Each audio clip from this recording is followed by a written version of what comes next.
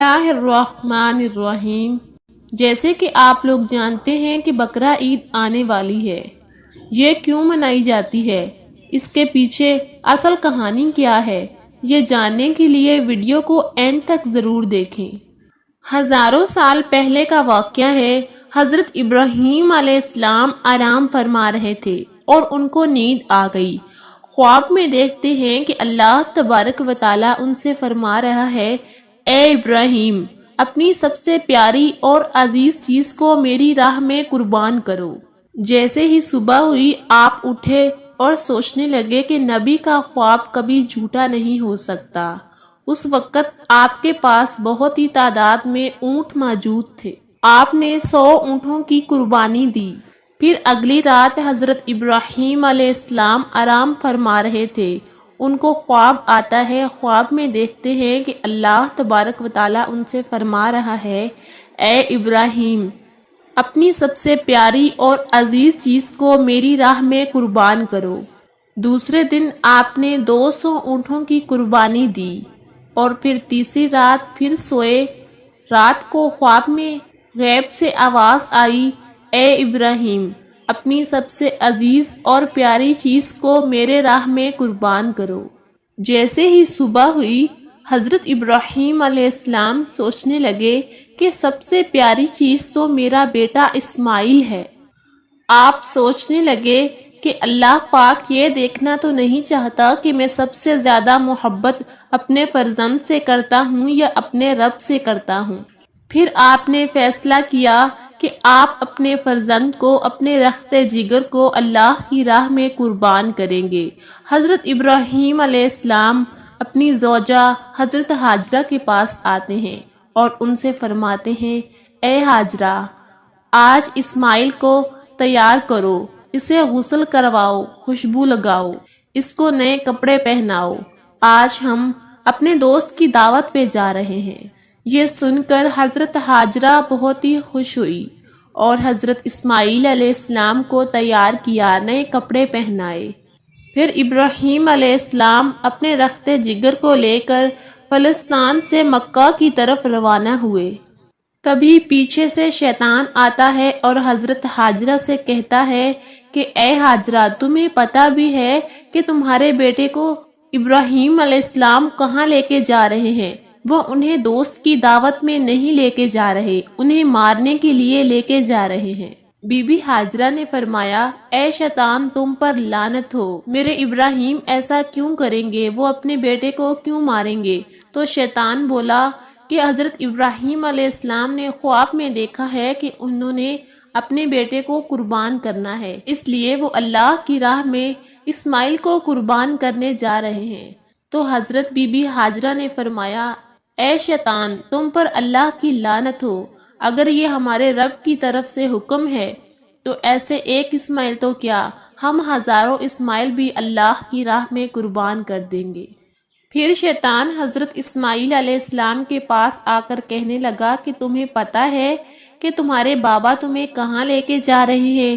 وہ تمہیں اللہ کی راہ میں قربان کرنے کے لیے لے جا رہے ہیں۔ تو حضرت اسماعیل نے فرمایا کہ میرے بابا مجھے اللہ کی راہ میں قربان کر دے، اس سے بڑی خوش قسمتی اور کیا ہو سکتی ہے میرے لیے۔ پھر شیطان یہی سوال لے کر حضرت ابراہیم علیہ السلام کے پاس آیا اور کہنے لگا کہ تم اپنے رخت جگر کو کیوں قربان کر رہے ہو؟ تمہیں پتہ بھی ہے کہ تمہاری قربانی قبول ہوگی یا نہ ہوگی؟ یہ تمہارا بیٹا ہے، تمہارا رخت جگر ہے، تم اسے قربان نہ کرو۔ پھر حضرت ابراہیم علیہ السلام پتھر اٹھا کر شیطان کو مارتے ہیں اور اسے لعنت دیتے ہیں۔ بتایا جاتا ہے کہ تب سے ہی مکہ شریف میں حج کے دوران شیطان کو پتھر مارا جاتا ہے۔ پھر حضرت ابراہیم علیہ السلام آگے بڑھنے لگے اور اپنے رخت جگر سے کہنے لگے، اے بیٹا، آپ کو پتہ ہے کہ ہم آپ کو اللہ کی راہ میں قربان کرنے کے لیے لے جا رہے ہیں۔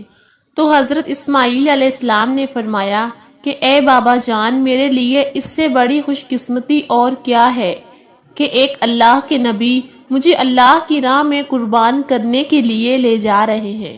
حضرت اسماعیل علیہ السلام نے فرمایا، بابا جان، میری آپ سے ایک التجا ہے، جب آپ میرا گلا کاٹو گے تو آپ مجھے دیکھ نہیں پاؤ گے، اس لیے آپ میرے ہاتھ پاؤں رسی سے باندھ دو۔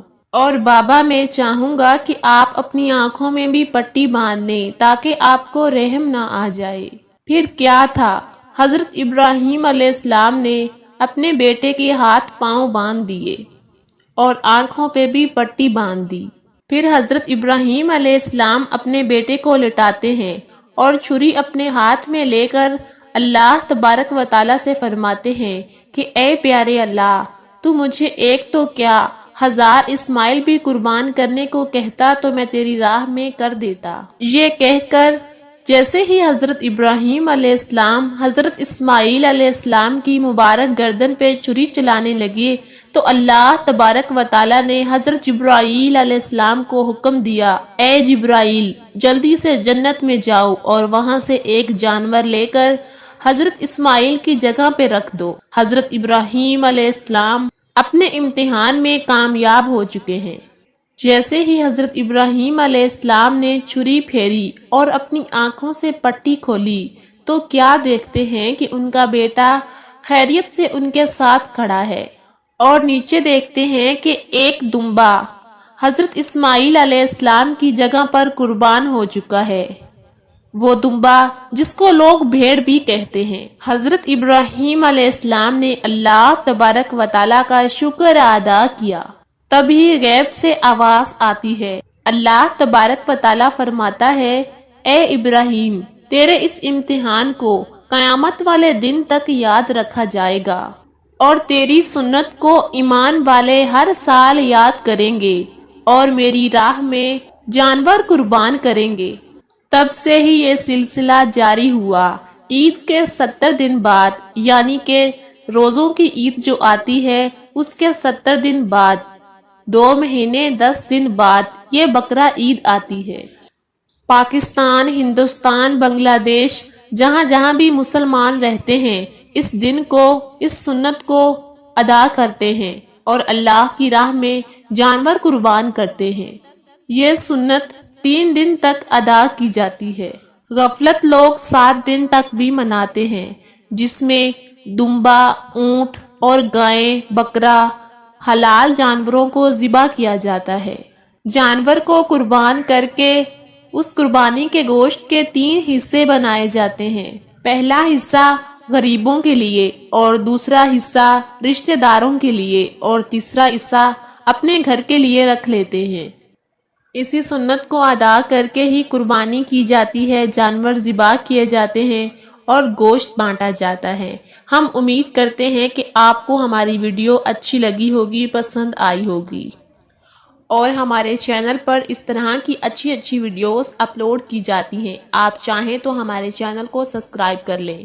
سبسکرائب کرنے کے آپ کے کچھ پیسے نہیں لگیں گے، بس یہی ہوگا کہ آپ فری میں سبسکرائب کریں گے اور جیسے ہی ہم نیو ویڈیو اپلوڈ کریں گے اس کا نوٹیفیکیشن آپ کو مل جائے گا اور آپ ہماری ویڈیو دیکھ سکیں گے۔